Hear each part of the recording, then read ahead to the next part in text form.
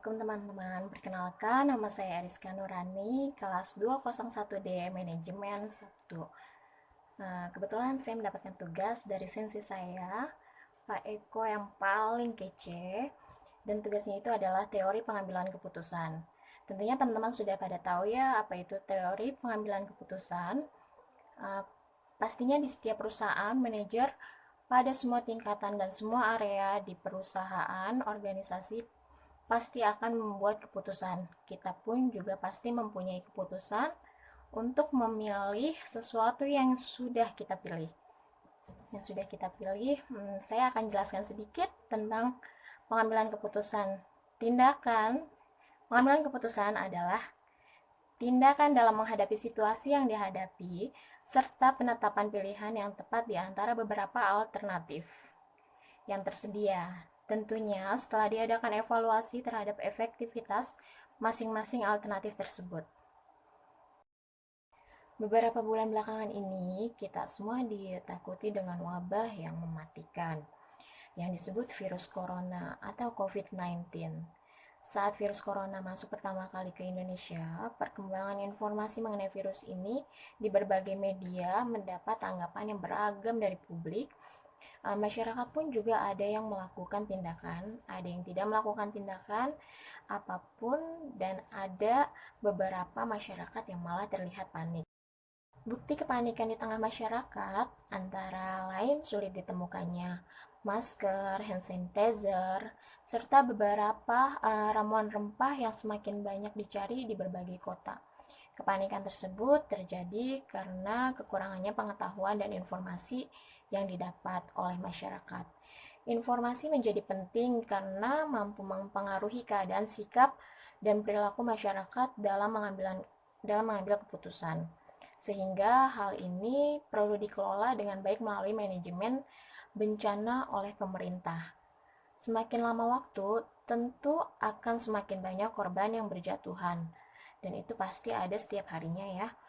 Seleksi alam ini akan meninggalkan generasi yang tangguh. Begitulah terlihat bagaimana mudahnya alam memusnahkan satu spesies tertentu.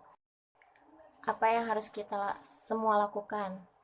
Mungkin berpikir dan bertindaklah secara komunitas. Jangan menerapkan pertimbangan personal dalam perspektif.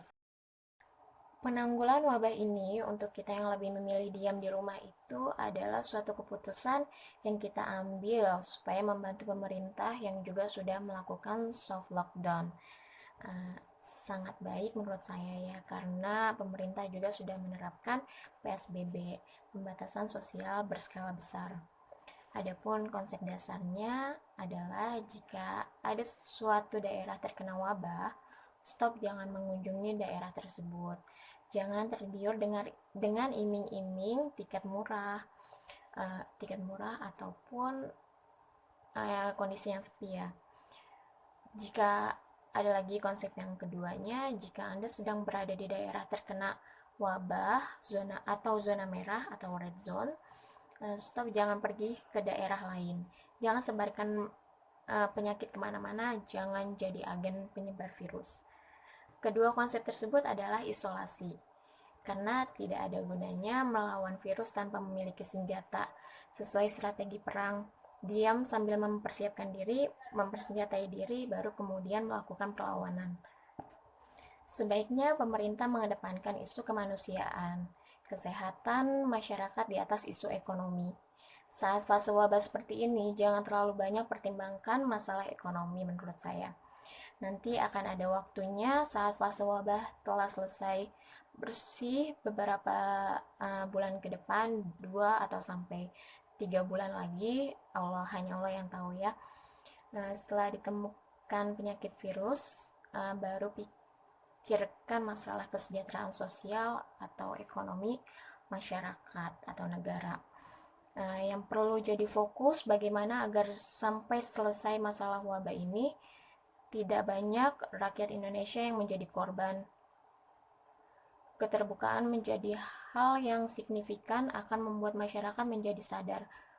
Mari ajak semua masyarakat berpartisipasi bersama melewati masalah ini, karena pemerintah pasti tidak akan mampu menjalaninya sendiri.